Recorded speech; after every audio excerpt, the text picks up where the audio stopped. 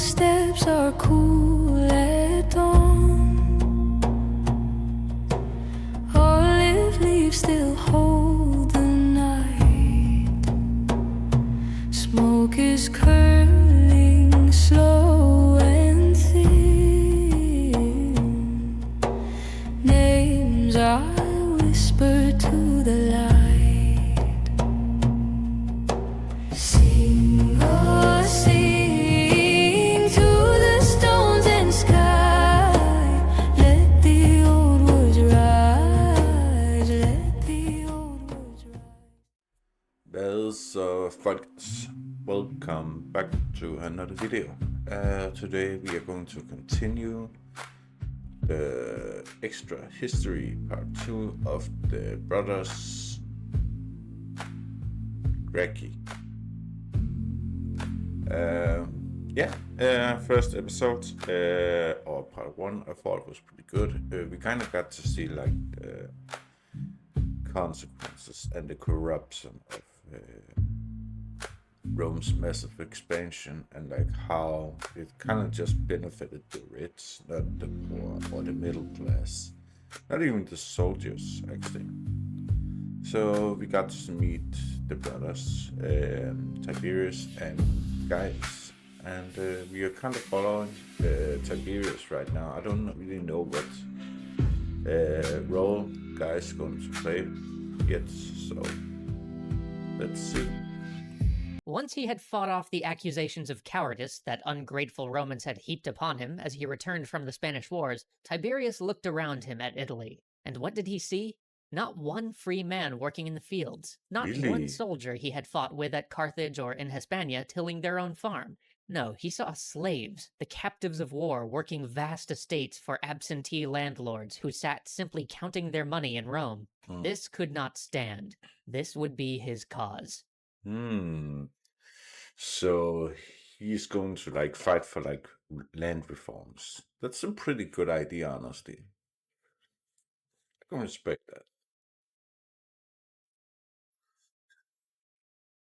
For centuries, Rome had struggled with how to distribute its land. When gains were made by conquest, they were to be ager publicus, public land. These lands were then to be rented out to the people so that all might reap the rewards of Roman victory. Yeah. But early in Rome's history, the rich began to rent out all of this land. So a law was made that no man...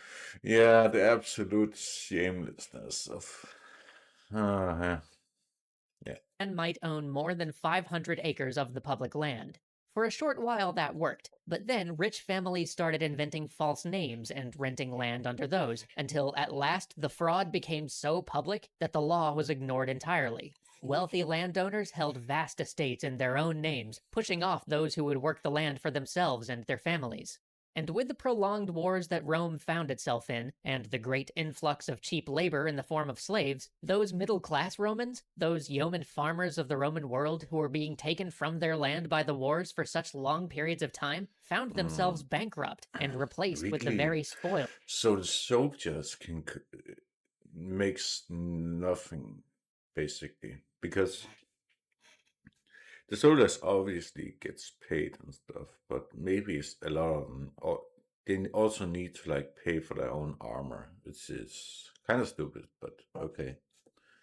Maybe they take like loan to afford it, and then they use their salary to like pay it off. But when they then like stop being a soldier, they have like no money. The very slaves their duty had brought to Rome. So Tiberius resolved to bring back the ancient laws and see that no one owned more than 500 acres, that the new lands won in conquest would be distributed fairly, rather than simply gobbled up by the small fraction of a percent of Romans who could afford sprawling estates. So he got himself elected tribune of the plebes, for despite his lofty ancestry, he himself was a plebeian, and not of the senatorial rank.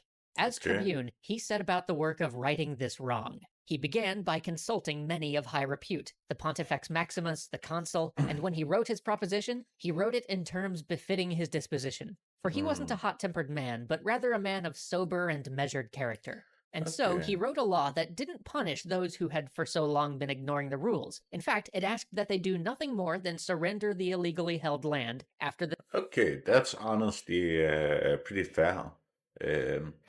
Yeah, I know there's like this idea of like punishing people who do wrong, but sometimes you need people like that on your side, and if they think you're just gonna punish them the second they turn around, they're not going to help at all. So yeah, sometimes quiet, peaceful changes are needed for things to get better. So yeah, that's a pretty good way of going about it. The state had paid them for it. He Mm. appealed to the people, saying, "The wild beasts that roam over Italy have every one of them a cave or a lair to lurk in. But the men who fight and die for Italy enjoy the common air and light indeed, but nothing else. Mm. Houseless and homeless, they wander about with their wives and children. And it is with lying lips that their imperators exhort the soldiers in their battles to defend sepulchres and shrines from the enemy. For not a man of them has an hereditary altar, not one of these Okay. many Romans an ancestral tomb. But they fight Wow. and die to support others in wealth and luxury, and though they are styled masters of the world, they have not a single clod of earth that is their own." But That's a pretty good way of kind of going about it and like explaining this law. It's pretty fair, but yeah, the rich are not going to like it. despite this, he was met with opposition. Mm. Those who held the most land, the richest of the rich, accused him of trying to foment a revolution. They spent their money and their effort to tell the poor that they would be better off without the redistribution of land that Tiberius offered, that it was un-Roman, an attempt to simply make a Gracchi into a king. But those efforts did them no good, for the people of Rome, the many homeless and itinerant soldiers who had Yeah. wandered to the capital in search of work, knew what had been done to them. They Yeah. had experienced it firsthand, and so Yeah, they kind of seen like the absolute shamelessness of this system. So yeah, people are always going to like just take as much as possible. And one day it's just gonna blow up, and it's not gonna be fun when that happens.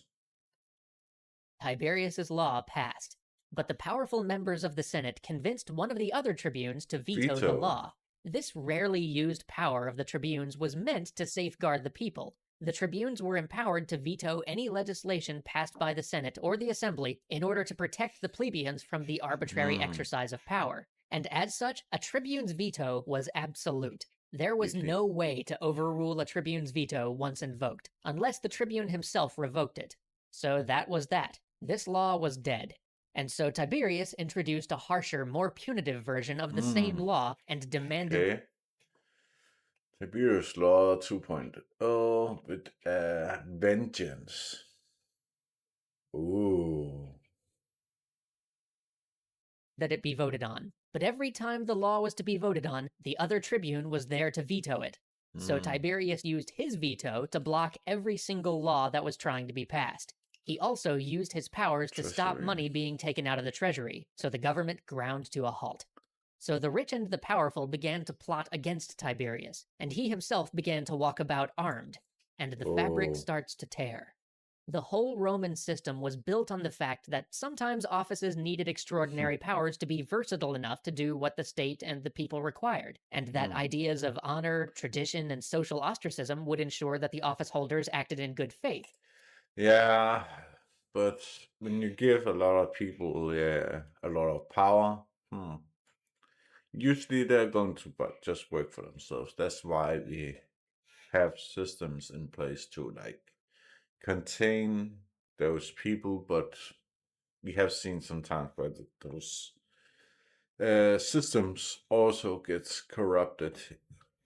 Government is pretty hard to keep secured.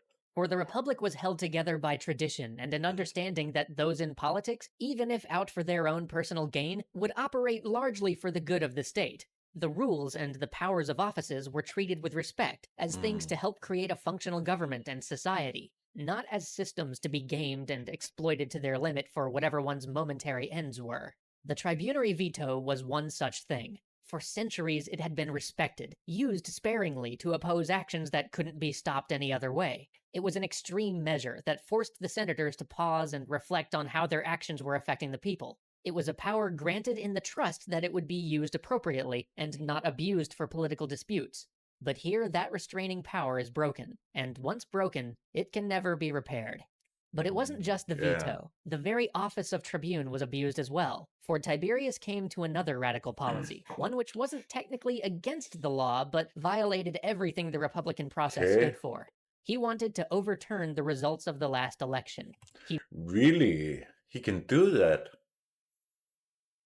Damn. Didn't know a veto could be used like that. Interesting. Yeah. I think we see a lot of that in like modern day history, but like we've seen it with like in the like recently like in the US where like a lot of the systems in place to like keep government officials under control has also been corrupted, and now like those systems has no respect or anything left. So yeah. Pretty curious to see what happens. But yeah, I can definitely see like I can see the the same issues in modern day politics. Moved to have his opponent removed from office by popular vote so that he could get his reforms passed. So he gathered the tribes and before them pleaded with Octavius, the other tribune, to step down. But Octavius would not. So one by one, the tribes voted, as was the Roman way. When at last there was but one more tribe required to vote against Octavius to strip him of his tribunate, Tiberius halted the voting and again turned to Octavius and asked him to step down. But after a long pause, Octavius again said that he would not. And in came the fateful vote. Tiberius told one of his men to drag Octavius from the rostra. He was no longer a tribune. And as he was dragged down from the platform, the crowd surged forward. Tiberius pleaded with them, and the wealthy men of the state tried to ward them off, but to no avail. Now that Octavius was no longer sacrosanct, they wanted blood. Yeah. One of Octavius's nearest servants had his eyes ripped out, and Octavius himself barely escaped. But at last, Tiberius's agrarian reform was passed. Ooh, the agrarian reform. Okay. I need to check out the reforms here. So, the Tiberius agrarian reform is redistributing public land from wealthy landowners to landless Roman citizens to rebuild the farming class and solve military recruitment crisis. He proposed a limited land ownership to 500 acres. We know that approximately aquaries approximately 300 acres per person, trying a commission to reclaim and redistribute excess land. So, yeah, around 300 acres per person. That's a lot of land. That's pretty fair, honestly. So, yeah, pretty curious to see how this goes. It looks to be going pretty well for Tiberius. So, yeah. So, I'll have the original video down in the description. If you guys want to check out some more history videos, I will have it up on screen. If you guys want to check out some myths and mythology, I will have a playlist up on screen. Otherwise, thank you so much for watching. See you guys later. Bare feet in the furrowed ground, dust on my tongue, heat bearing down. Sun like a hammer on my back, name I was born with, they took that. But my chains float soft like water.